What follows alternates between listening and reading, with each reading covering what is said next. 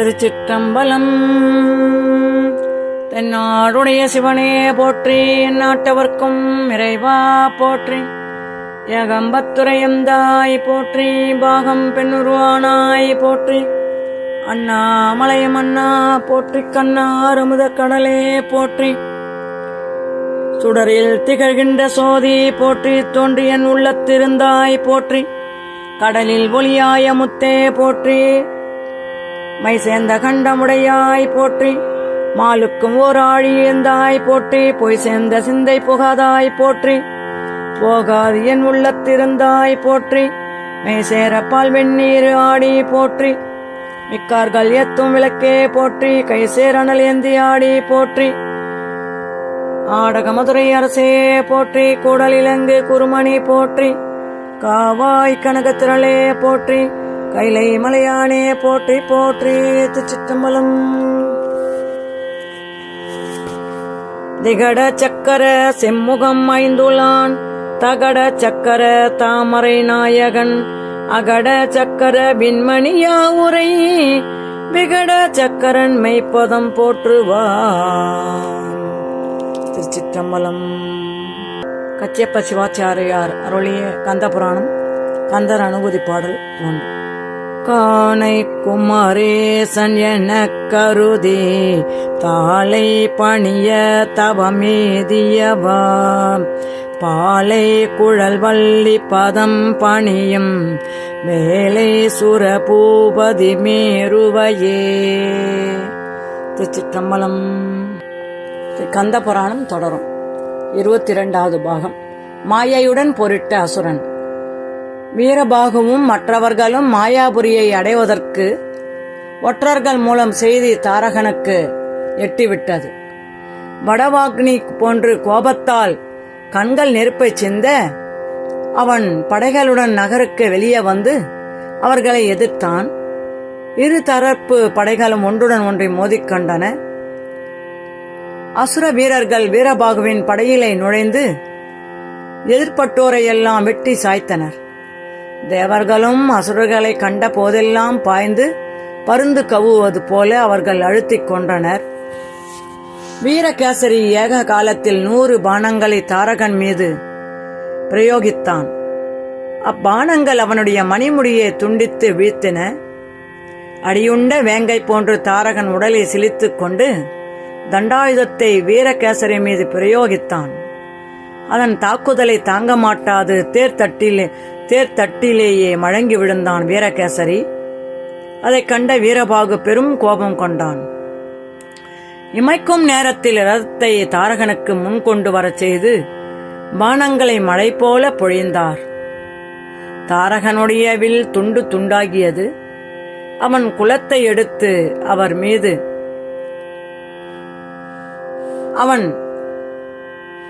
தாரகனுடைய will துண்டாகிய போது அவன் சூலத்தை எடுத்து அவர் மீது பிரயோகித்தான்.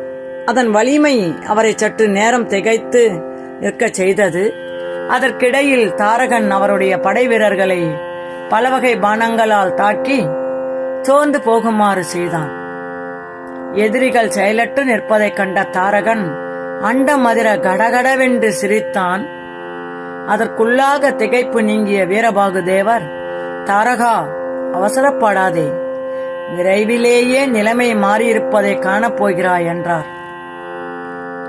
தாரகன் தன்னுடைய கையை உயர்த்தி, அடே, என்னை யாரென்று நினைத்து விட்டாய்? பார்க்கடலில் பள்ளி கொண்டுள்ள பரந்தாமனே என்னிடத்தில் தோல்வியுற்றது நீ அறியாயா? அவர் பிரயோகித்த சக்கராயுதம் என் கழுத்துக்கு ஆபரணமாக விளங்குவதைப் பார் என்று எக்காலமிட்டவனாய் பானங்களை பிரயோகித்தான். அசுரன் விடுத்த பானங்களை வீரபாகு தேவர் தம்மை நெருங்கும் முன்பே எதிர் பானங்களால் துண்டித்து வீழ்த்தினார். வீரபாகு ஆக்னேயாஸ்திரத்தை அவன் பிரயோகித்த போது அதே அஸ்திரத்தால் அதை தடுத்து வழிவிழக்கச் செய்தார் வீரபாகு. அதை கண்ட தாரகன் மாயையால் பல்வேறு வடிவங்களை கொண்டு ஏக காலத்தில் 4 பக்கங்களிலிருந்தும் அவரை எதிர்த்தான். வீரபாகு தேவர் மிகுந்த கோபத்தோடு வீரபத்திராஸ்திரத்தை விடுத்தார். சூரியனை கண்ட பனி போல அசுரனுடைய மாயைகள் எல்லாம் மறைந்தன.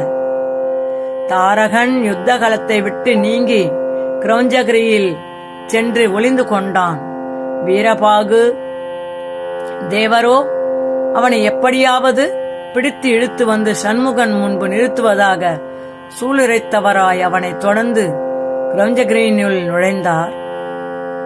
தாரகன் மாயையின் உதவியால் கிரௌஞ்சகிரியை தன் கட்டுப்பாட்டில் வைத்திருந்தான். அதை சுற்றிலும் பயங்கர இருள் சூழ்ந்திருந்தது. உள்ளே நுழைந்த வீரபாகு தேவர் மாயையால் உண்டாக்கப்பட்ட அந்த இருளிலே எதையும் காண முடியாது தவிர்த்தார். அந்த இருளிலே எதையும் காண முடியாது தவிர்த்தார். உள்ளே நுழைந்த வீரபாகு தேவர் மாயையால் உண்டாக்கப்பட்ட அந்த இருளிலே எதையும் காண முடியவில்லை. மேலும் அசுரனுடைய மாயை அவர் சிந்தையை குழப்பியது. தடுமாற்றம் அடைந்து மயங்கி விழுந்து விட்டார். சினத்தோடு அசுரனை தொடர்ந்து சென்ற வீரபாகு தேவர் வெகு நேரமாகியும் திரும்பாதிருக்கவே அவருடைய வீரர்களுக்கு சந்தேகம் உண்டாயிற்று. ஆபத்தில் சிக்கிக் கொண்டு விட்டாரோ என்று பதறி அவர்கள் கிரௌஞ்சகிரியினுள் நுழைந்தனர். அசுரன் மாயையால் அவர்களும் மயங்கி விழுந்தனர்.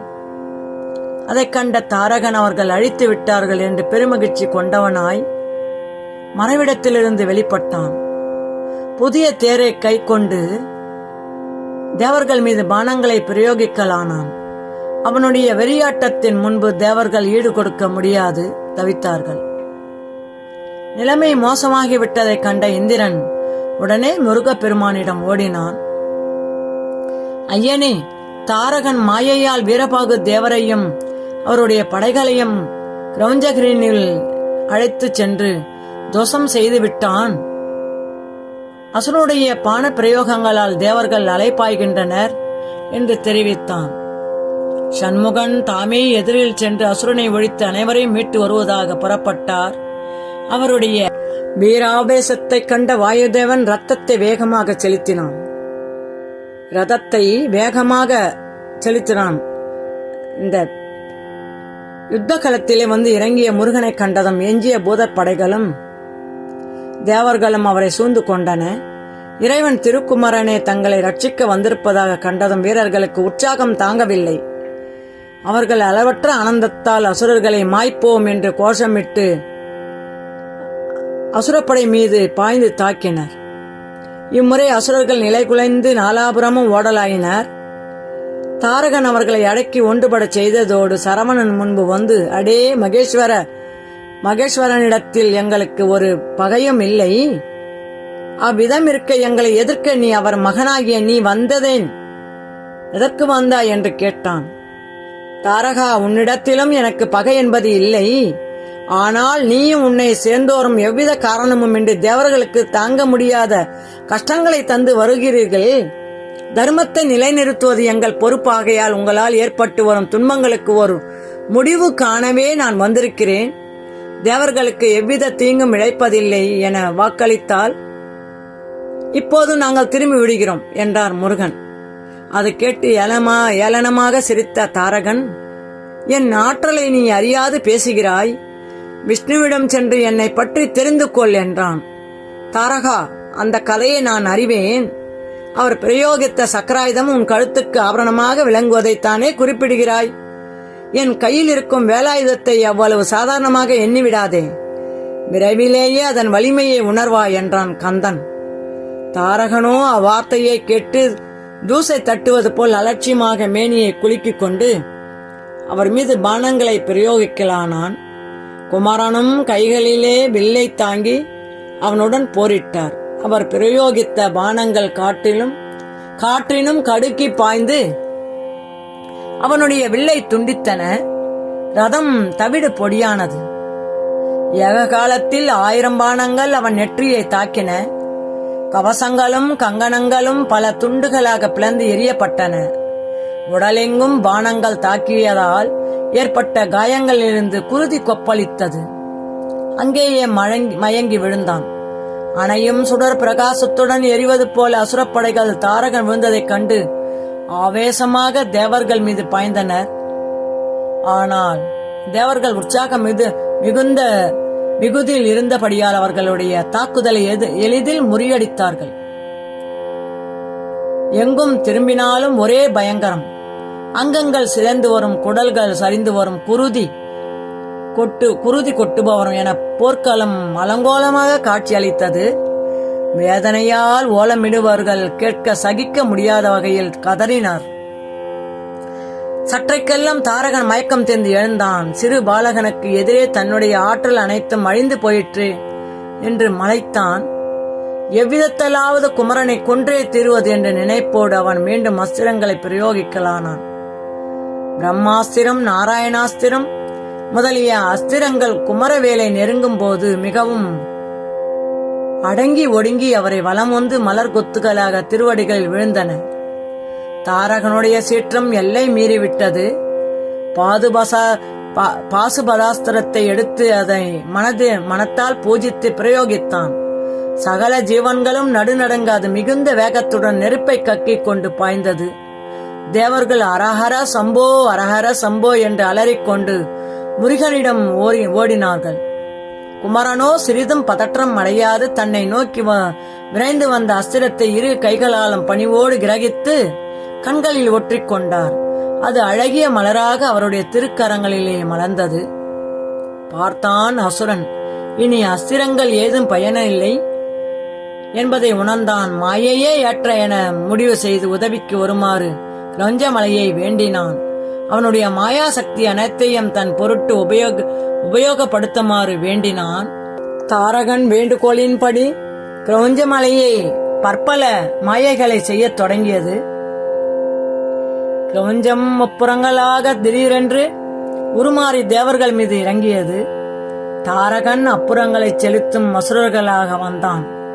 தேவர்கள் அலறி முருகனை சரணடைந்தனர். என் பெருமான் ஓர் பானத்தை பிரயோகிக்க முப்புறங்களும் இமைக்கும் நேரத்தில் எரிந்து போயின. கிரௌஞ்சம் கர்மையான மேகங்களாகி வானிலே வந்து மூடியது. அசுரன் அவற்றினிடையே இடியாக தோன்றி அனைவரையும் நடுங்கச் செய்தான். கிரௌஞ்சம் பயங்கரமான இருளாக வந்து சூழ்ந்து கொண்ட போது தாரகன் பூதகணங்களாக உருக்கொண்டு பயங்கரமான ஓலங்களை எழுப்பினான். பயங்கரமான பெருங்காற்றாக கிரௌஞ்சகிரி உருமாறி அந்த பிரதேசத்தையே அலைபாய செய்த போது அசுரன் நெருப்பாக தோன்றி தேவர்களை வருந்தினான். இவ்விதமாக பற்பல மாயைகளை உண்டாக்கி தேவர்களையும் மற்றவர்களையும் நிலையகுடைய செய்த போது முருகன் மேலே கையில் எடுத்தார். மாயைகளுக்கு இருப்பிடமாக உள்ள கிரௌஞ்ச பர்வதத்தை பிளந்து தாரகன் மார்பிலை ஊடுருவி அவன் நாவியை பறித்து வா என்று சொல்லி அதனை பிரயோகம் செய்தார். கூரிய நுனியிலிருந்து தீ ஜுவாலைகள் மிகுந்த உஷ்ணத்தோடு பரவ வேலாயுதம் சீறி பாய்ந்தது. கிரௌஞ்சமலையின் நடுவிலே பாய்ந்து அதை இரண்டாக பிளந்தது. அப்போதே மலையில் மாயைகள் அனைத்தும் அழிந்து போயின. மயக்கமுற்று கிடந்த வீரபாகுவும் தேவரும் அவருடைய வீரர்களும் மயக்கம் நீங்கி கண் விழித்தனர். எங்கே அசுரன் என்று கோஷமிட்டவர்களாய் அவர்களை யுத்த களத்திலே பாய்ந்தனர். குரஞ்சத்தை பிளந்த வேலாயுதம் மேலும் அதிக சீற்றத்துடன் தாரகனை நோக்கி பாய்ந்தது. அண்டங்கள் கிடுகிடுக்க இப்போதே இதனை பிடித்து முறித்து எரிகிறேன் பார் என்று கர்ஜித்துக் கொண்டு பாய்ந்தான் தாரகன். அடுத்த கணம் வேலாயுதம் அவன் மார்பிலே ஊடுருவிச் சென்றது. 8 திசைகளும் கலகலக்க பேரொலி எழுப்பிய தாரகன் ஒடிந்து விழும் கிளை போல நிலத்திலே விழுந்தான். 2 முறை துள்ளிய பிறகு அவன் உடல் அடங்கிவிட்டது. தேவர்கள் மகிழ்ச்சியினால் ஆரவாரம் செய்தார்கள். தேவ துந்துபி முழங்கியது. ஆகாயத்திலிருந்து பூமழை பொழிந்தது. அசுரன் ஆவி குடித்த வேலாயுதம் ஆகாய கங்கையில் மூழ்கி புனித தன்மை பெற்று மீண்டும் முருகனை வந்து அடைந்தது. முனிவர்கள் முதலானோர் மங்களகரமான வாக்கியங்களால் முருகனை போற்றிக் கொண்டாடினர். தேவர்கள் கந்த பெருமானை நெருங்கி அவரை பணிந்து, ஐயனே, அசுரனால் கொல்லப்பட்ட நம்முடைய வீரர்கள் உயிர் பெற்று எழ அனுகிரகம் செய்ய வேண்டும் என்று கோரினார்.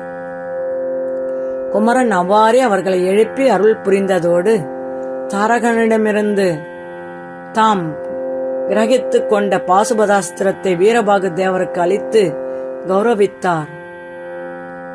பின்னர் தேவர்களும் வீரர்களும் உடன் வர முருகப்பெருமான் அங்கிருந்து புறப்பட்டு தென் திசை நோக்கிச் சென்றார். இமயத்தின் எல்லையை கடந்து தேவகிரியை அவர்கள் அடைந்த போது அஸ்தமான சமயமாகிவிட்டது. இந்திரன் முருகனிடம் வந்து அவரை பணித்து, எம்பெருமானை, தாரகன் உயிர் குடித்து எங்கள் பயம் நீக்கிய தங்களை இவ்விடத்தில் பூஜிக்க விரும்புகிறோம் என்று பிரார்த்தித்தான். சண்முகன் அவர்களுடைய விருப்பத்திற்கு இணங்கி விஸ்வகர்மாவை அழைத்து அவ்விடத்திலேயே அழகிய நகரம் ஒன்றை உண்டாக்குமாறு சொன்னார். இறைவன் திருமகனாருடைய விருப்பத்தை பணிவுடன் ஏற்றுக்கொண்டு விஸ்வகர்மா விரைவிலேயே அந்த இடத்தில் அவர்கள் தங்குவதற்கு வசதியாக நகரம் ஒன்றை உண்டாக்கினார். அதன் நடுவே குமாரதேவனை பூஜிக்க அற்புதமான ஆலயம் ஒன்றை எழுப்பினான். அதனுள்ளே நவரத்தின பீடத்தில் குமரனை எழுந்தருளச் செய்தனர் தேவர்கள். ஆகாச கங்கையை வரவழைத்து ஆனந்தமாக அபிஷேகம் செய்தனர். வாசனாதி திரவியங்களால் அவரை அலங்கரித்து நறுமணம் வீசும் மலர்களால் அர்ச்சித்து உள்ளம் கழித்தார்கள். போது புலந்ததும் அவர்கள் தேவகிரியை விட்டு புறப்பட்டு தென்திசை நோக்கி பயணமானார்கள். திருச்சிற்றம்பலம்.